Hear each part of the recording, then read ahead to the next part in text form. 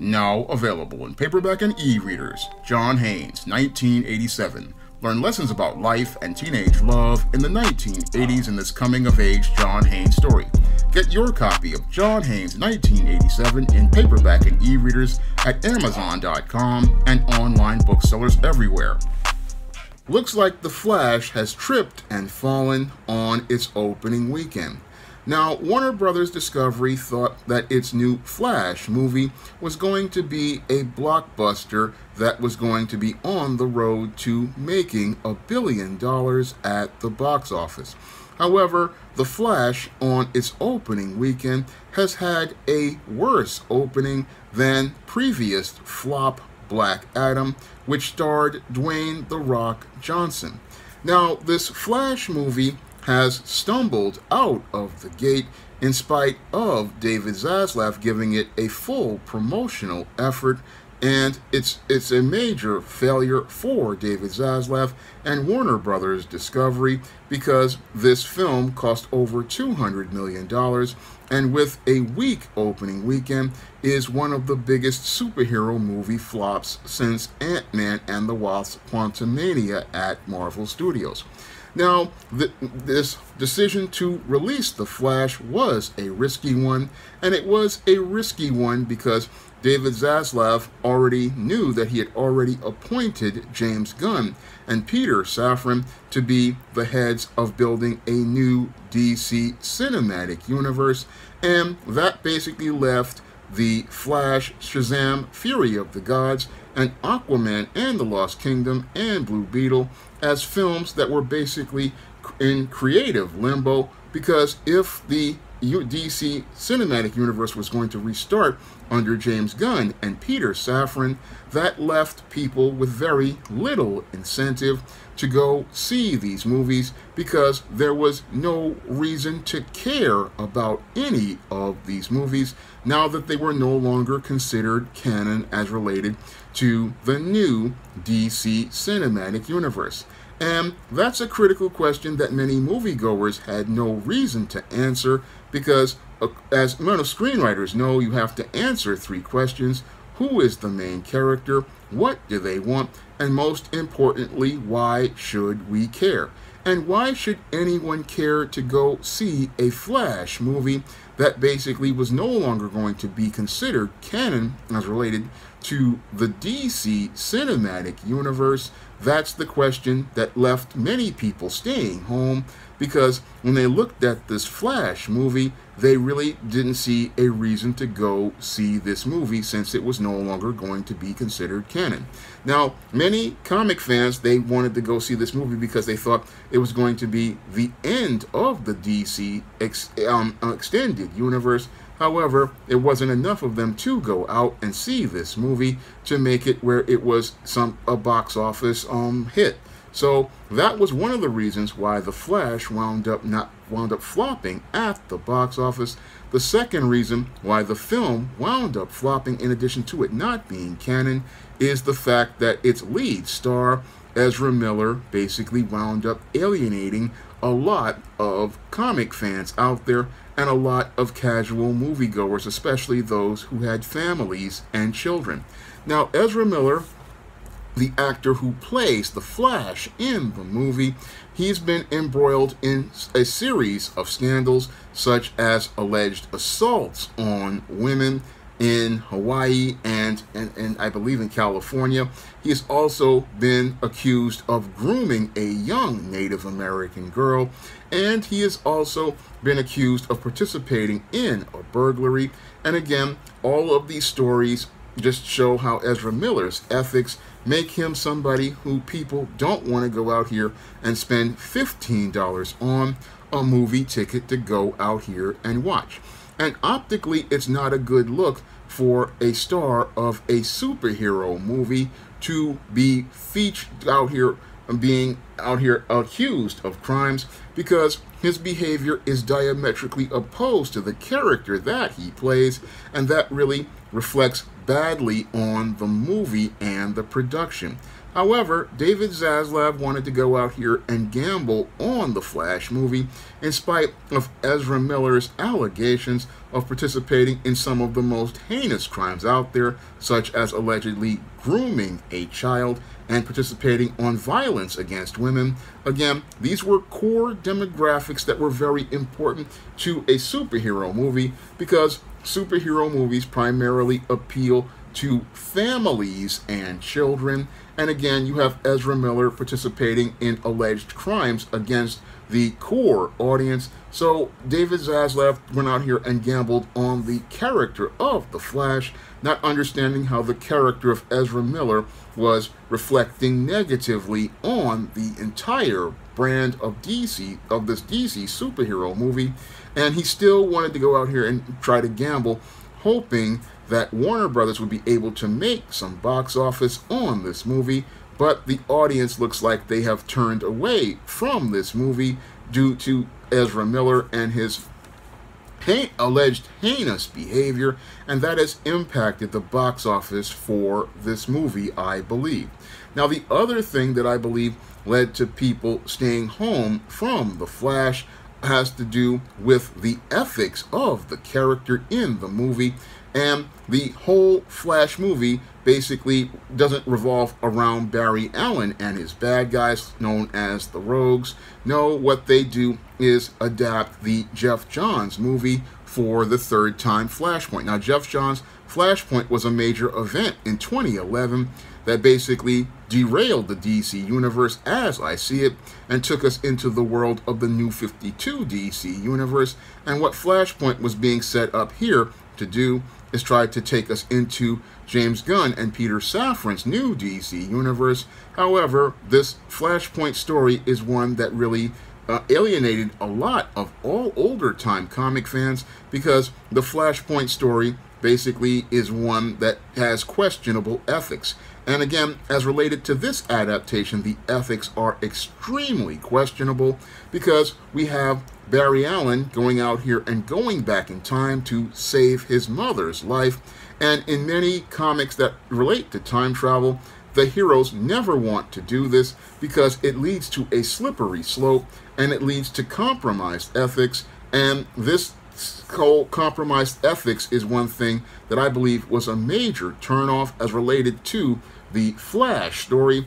And even though DC tries to go out here and Warner Brothers try to cover it up with nostalgia with the Michael Keaton Batman, the ethics of Barry Allen are not very heroic, and they don't really make you relate to the Barry Allen character and make you care about him as a character. Now, with this Barry Allen and his ethics, again, are compromised, similar to what we saw with Avengers Endgame, where the heroes went out here and decided to go back in time to create their own Infinity Gauntlet. And again, this is where the heroes crossed the line, and I believe that's where people just wanted to stop as related to Barry Allen, because it's hard to root for a guy who goes back in time and tries to play God. It's hard to root for that kind of guy. He doesn't come across as a hero, and that's where I have to look at David Zaslav and Warner Brothers Discovery executives with a side eye. I mean, why would you go out here and greenlight this film for distribution? I mean, this film's ethics are quite questionable, and again, it's even more questionable as related to their ethics, as related to going out here and looking to try to go out here and put this movie on the summer list for summer movies. Now, from a business standpoint, David Zaslav was looking to mitigate the cost as related to this movie, which cost $200 million, and was looking to try to eke out whatever profit he could from this $200 million movie, which was one of several movies that they had made over the last couple of years before Warner Brothers merged with Discovery, and they wanted to go out here and try to get some sort of cost out.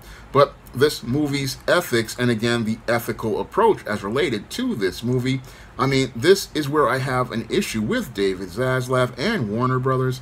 This was a movie that I would have basically just ate the cost on, because this movie is one that was never going to make any money due to Ezra Miller. It wasn't going to make money because Ezra Miller's behavior basically had turned off the core audiences of women and children, and most women were not going to take their kids to go see Ezra Miller after the allegations made against him, especially those as related to the alleged grooming and the violence against women. So I would have just ate the cost on this movie, because this movie is underperforming as related to, in comparison to, Black Adam.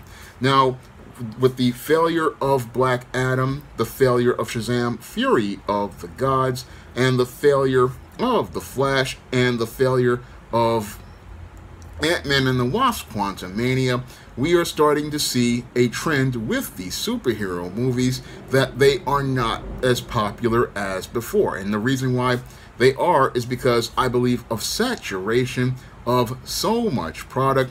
And again, with all of this saturation, a lot of fans are getting superhero movie fatigue.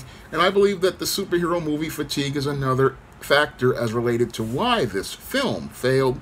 This film basically is one that is another mediocre superhero movie that tries to overcompensate for its terrible CGI and its questionably ethical story by trying to cover it up with nostalgia, hoping to try to bring Gen Xers like myself to the theater to get one last look at Michael Keaton in a Batman costume.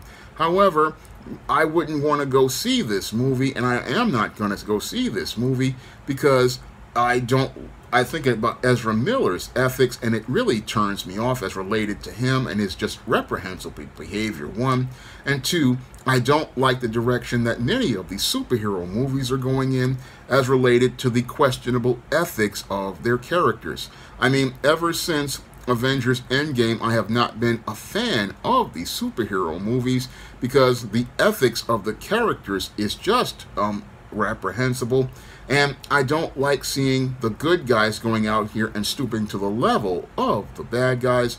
No, I don't like seeing this whole direction of superheroes acting like supervillains and then trying to justify participating in the wrongdoing by going out here and saying that, you know, whatever I'm doing is right because I believe it's right. No, I want to see superhero movies where the heroes stand up for excellence, the heroes stand up for what is right, the heroes stand up for what is good. That's what I want to see in a superhero movie, not these characters who are just ambiguously gray, like what have been introduced in stories like 2004's Identity Crisis, or 2005's Civil War, or even before that, the comics maxi series Watchmen.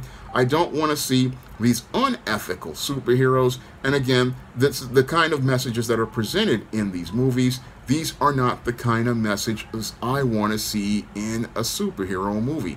And again, that's why a lot of people are staying home, because they see these heroes aren't very ethical. Moreover, they see that actors like Ezra Miller aren't very ethical. So there's no reason to go see these movies. And again, this is why these movies are struggling at the box office. That, and I believe a lot of people are out here struggling as related to trying to pay their bills because of inflation and the struggles as related to a very weak job market, as related to trying to find work. A lot of people out here are struggling again to make money, and again, they want to see a movie that will allow them to escape and see the heroes overcome adversity. And you can't see heroes overcoming adversity with the Flash movie. No, the Flash, it's a movie that runs around with questionable ethics, and I believe it's those questionable ethics that led to this movie failing at the box office and becoming another flop for Warner Brothers Discovery. I believe, sadly, we are in the twilight days of the superhero movie, and we are in the twilight days because the audience is basically burnt out as related to these movies. People are tired of seeing superhero movies where the heroes aren't very heroic, where we're getting this quantity of movies with poor quality, and The Flash has really a poor quality story, and it also has poor quality special effects, and it has an actor who has terrible character. So all of these elements lead to a movie that does not answer the critical question a screenwriter like myself has to answer before we put our fingers to the keyboard. And that question we have to answer is, why should we care? Why should the audience care about watching a movie that basically was just made to be a cash grab for a studio? Why should the audience care about a movie that really went through development Hades and was rushed out here and just again made to be nostalgia bait? Why should the audience care about a movie when the movie presents you with, again, questionable ethics? I mean, this movie, The Flash, it was meant to run around and be another superhero movie made for just to make money. And Warner Brothers looks like they've got another failure on their hands, because this $200 million movie would have to make $600 million in order to break even, and would have to make $1 billion in order to go out here and pull a profit. And Warner Brothers can't pull a profit on this movie basically because of Ezra Miller. It can't pull a profit because the superhero movie genre is running out of steam, and this movie basically shows that the entire superhero movie genre is in serious trouble, because the superhero movie genre has run out of road, and The Flash basically was supposed to signify, again, a revival for things, because it was considered to be the greatest superhero movie of all time by David Zaslav and those who are running out here and were a part of the test screenings. But it's just another mediocre superhero movie, and that's why Hollywood is struggling at this point, because they've forgotten what movies are all about, and movies are about people. I mean, we've lost the human part of movies as related to superheroes. We've gone from human characters like Tony Stark was in Iron Man in 2008 to characters that become caricatures like they are right now. Because when I heard the story of The Flash and him saying, oh, I'm upset because I'm the cleanup guy for the Justice League. I mean, you've forgotten what superheroes are all about. They're all about serving people. It's not about you. And this film's whole selfish nature and themes, this is the thing that turns off a lot of viewers, because it's no longer about him looking to protect people. It's not about Barry Allen and his rogues gallery. No, it's about a selfish, narcissistic character who puts his quest to be with his mother above the needs of others. And again, that's not a story that would sell to audiences. So when I look at this Flash movie and I see it flopping at the box office, it's basically David Zaslav reaping what he sows as related to his unethical behavior to get this movie launched to make a quick dollar. And instead of making a quick dollar, he has shown that Hollywood just needs to change, because Hollywood is just out here trying to go out here and just make these movies with questionable ethics. And now they're seeing that the audience is rejecting these kinds of movies. And I would reject The Flash, because The Flash has nothing that is heroic about it. It has nothing about good character or good values. And this movie deserved to go out here and flop, because this movie presented the worst of humanity and tried to sell it as a superhero movie. I mean, this movie has a bunch of villains going out here from the executives like David Zaslav, trying to sell this movie with a reprehensible lead like Ezra Miller in it, and trying to make us think, oh, we can go out here and do this. And again, the only people who would pay money to see this are people with questionable ethics, because it's just a movie that, again, presents the worst as related to people and is one of the worst presentations of superheroes. This is one of the movies that, again, presents the worst about people, and I'm happy to see this movie flop at the box office, because it's just justice as related to presenting a showing us how people who participate in unjust behavior reap a reward that they deserve. Now, if you want to pick up my first full comic, John Haynes at Death's Door, you can find it on Lulu right now and get yourself a paper copy of the first John Haynes comic. And if you want to pick up my other comic, Esteem No Good Deed, you can find that comic on Kindle for 99 cents. And if you want to pick up some of my fantasy fiction on the SJS Direct imprint, like the ISIS series, the Esteem series, the John Haynes series, the books of the Spinsterella trilogy, my sorority novel, The Thetas, or my vampire novel, Eternal Night, you can find all those books on Amazon.com in paperback and Kindle format. You can also find them at other online booksellers like Smashwords, the iBookstore, and Google Play. And if you'd like to see me make more videos about comics, science fiction, and fantasy, you can send a donation to the Patreon, the PayPal, or the Cash App by clicking the links in the description box. That's all I have to say for this video. You can comment, rate, and subscribe. Now available on Lulu, John Haynes at Death's Door. The man who rules the world takes on the Greek god of death in this action-packed, all-new John Haynes comic book. Get your copy of the first John Haynes comic at lulu.com today. Support Black-owned and Black-operated digital broadcast media. www.niceradionetwork.com. Nice Radio Network, broadcasting 24 hours a day, 7 days a week.